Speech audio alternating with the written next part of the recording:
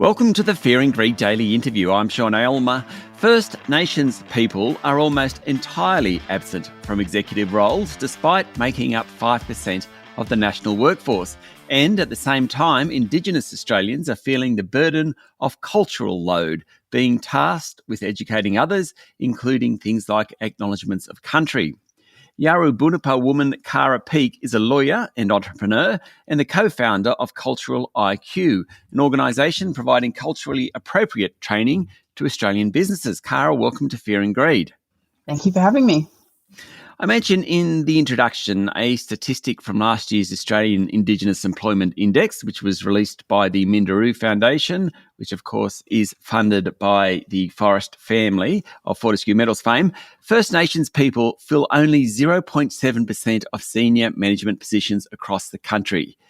It's kind of confronting when 5% of the workforce are First Nations people. Absolutely. But it's of no surprise to me. I've, as you mentioned, I'm a founder, an entrepreneur, but I've also, worked as a solicitor in firms, in the federal court, and also worked in corporate in Australia. So I've often been the only Indigenous person and definitely only Indigenous woman, either on a board or in executive or senior management roles. So no news to me there. Are we getting any better at all? Is there any improvement?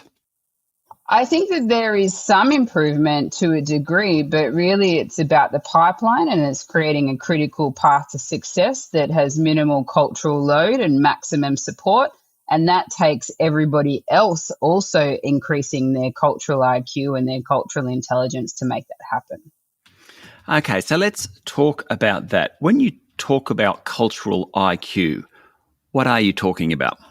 So I'm talking about raising cultural intelligence. Now, many people are aware of the term of cultural awareness. And so that's, just a general awareness of different cultures that exist out there. You can then work towards cultural competence, where you have a higher degree of understanding of others, but also an understanding of yourself and how you navigate the various cultures that we interact with on a daily basis. That can be corporate, education, sporting, societal culture.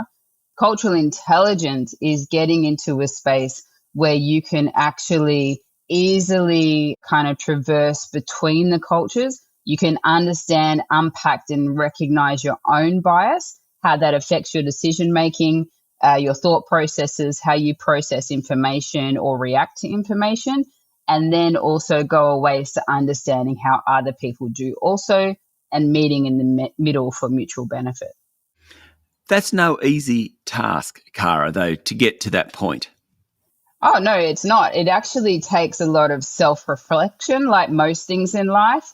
The things worth fighting for are often the hardest things to get and often take the most work. So it is actually about self-reflecting, recognizing, and rewiring, and doing it as a daily practice. There are many things that we do as a daily practice, and creating a culturally safe environment, whether it be at the workplace or in your family or in your sporting club, is just as important as the things like mindfulness. It's part of leadership.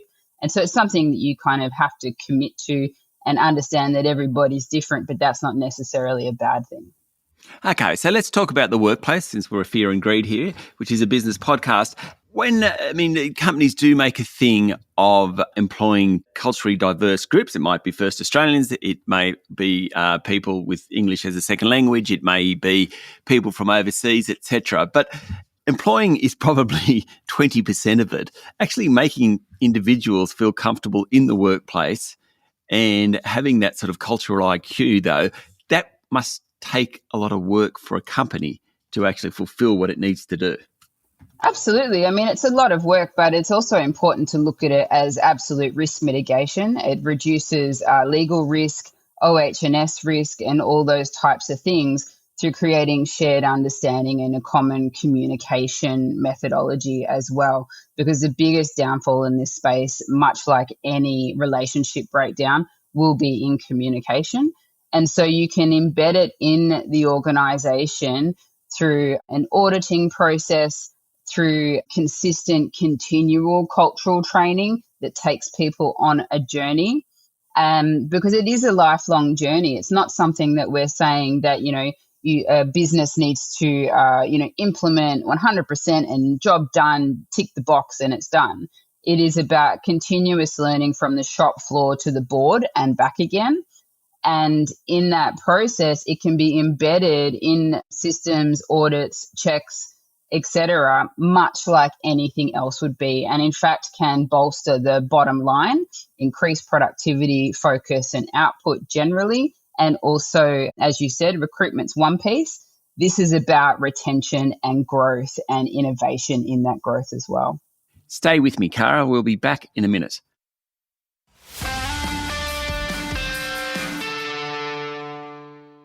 I'm speaking to Cara Peake, co-founder of Cultural IQ. Okay, I wanted to talk to you about cultural load, LOAD, cultural load. It's not just being asked to do the Acknowledgement of Country, it's a broader expectation that First Nations teams members will educate others. What's it look like, cultural load, and is it a real challenge for companies? It most definitely is a real challenge for companies and a real challenge for employees in their role in companies. So just imagine that you don't have to be indigenous, you could be, South Asian, you could be African, whatever your culture is, coming into an organization and having everybody in that organization look to you to educate them on what they perceive to be the issues with your community or with your culture. You might be a graphic artist and have no formal training in cultural education or in training and development or education in general. But they're looking to you because you look like what they perceive to be the person that can provide them with the answers. When all you actually want to do is go in, do your job, earn your salary, and go home. And so that's not an unreasonable expectation when you go to work, right? But also with the cultural load, people aren't getting paid anymore to provide that education. They're not getting paid anymore, and their position descriptions aren't being adjusted to accommodate for that additional load. It's just an expectation. It's incumbent on the employer as well as the individuals that are asking this to A, provide education opportunities for the workforce, but B, take it upon themselves to do some self-education as well. I suppose that's the big, I ran newsrooms and literally had hundreds of people working with me or, kind of in the structure. But at times I was kind of afraid, I can't say First Nations people, but certainly involving some religions, for example, where I was almost, I was unaware. When I became aware of some of this cultural load or cultural IQ, it was actually quite, the middle-aged white bloke me became quite nervous about how to even behave around it. Is it about, I suppose it comes back to communication is what you're going to tell me, Cara, here, but I think there's a lot of confusion out there, and certainly I found myself in the workplace because the last thing I wanted to do was the wrong thing, but then you'd find yourself you weren't doing anything. Absolutely. People get paralyzed by fear instead of stepping into the fear with a healthy and respectful curiosity. And so it's about sharing your own lived experience, but creating an environment where it's coined as listening in color, right? So when you listen in color, you are there ready to hear what the person is saying rather than to impose what your lived experience is on that person, and to recognize that their experience may be different. And you can gradually grow your relationships. You gradually grow, your knowledge as well. Much the same as when you make a new friend, just as every normal person would do, you tit for tat, right? You learn a little bit, you share a little bit, and those types of things are, gradually build on each other. And you must move at the speed of trust. So the people that are providing the information to you, they need to trust that you're going to hear it. You're going to respect it. You might acknowledge it's different to your lived experience, but you're not going to go quickly to judgment. And then it's the same on the flip side. They will listen to you. And as you said, it all comes down to communication. Of course, I'm going to say that. But it's also a huge part to do with unpacking and working on yourself, understanding why you think the way that you do, and make decisions the way that you do and feel the way that you do. And that takes time because we've all had different experiences that impact the way we view the world. Yeah. Okay, so tell me about the Cultural Intelligence Project, your project. What sort of response have you had to it thus far? So the Cultural Intelligence Project is a social enterprise or profit-for-purpose organisation to raise the cultural intelligence of our nation for the advancement of First Peoples. And one part of that is Cultural IQ, which is the Cultural IQ program. And in that, we've had a great response. So we launched on January 26, and this was after many, many years of live delivery in a variety of formats. But we felt like we couldn't scale and meet the need of our community, but also of Australian society, because it unpacks cultural bias, which everybody holds. It doesn't matter if you're Indigenous or not. Yep. And in that, it is applicable across industry. So we have had people take it up from agriculture, carbon farming, the legal fraternity, private philanthropy, government departments, and it really touches every industry because every industry has a variety of people in it and a variety of cultural challenges. People have responded quite well to the content. We knew, obviously, we'd done our market research beforehand, but we knew there was nothing else like it on the market. And that has been proven, and that's the feedback we've also gotten.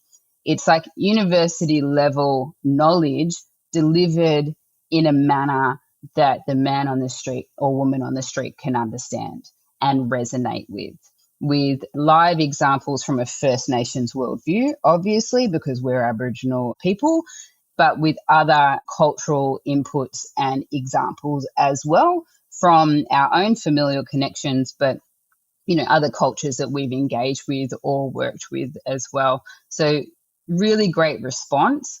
More and more people are inquiring about it and are realizing that it doesn't matter if you're in a small nonprofit or if you're at the top end of town, it is applicable throughout industry and throughout the business. Okay, so people who want to know more about it, what should they be looking up? So just go to culturaliq.com.au and you go on there and there's more information there. You can book a discovery call with myself or my co-founder, Adele. And also, obviously, we have all the requisite information on the website in the discovery call, or you can purchase it right then and there. You can also follow us on LinkedIn and Instagram and basically just take the first step to understand what lenses you might be viewing the world with and how they either are or are not serving you in your daily life, whether it be in the workplace or whether it be, in decisions as big as, how you're going to vote in the referendum later this year. It's all interwoven and you will definitely learn some new things. You'll be challenged, but you're challenged in a safe learning environment is the general feedback that we've been getting from people, that they feel tested enough that they're intrigued, but safe enough that they can reflect and ask a question. Good luck with it, Cara, and thank you for talking to Fear and Greed. Thank you very much for having me. That was Cara Peake, co-founder of Cultural IQ. This is the Fear and Greed Daily Interview. Join us every morning for the full episode of Fear and Greed, Australia's most popular business podcast. I'm Sean Aylmer. Enjoy your day.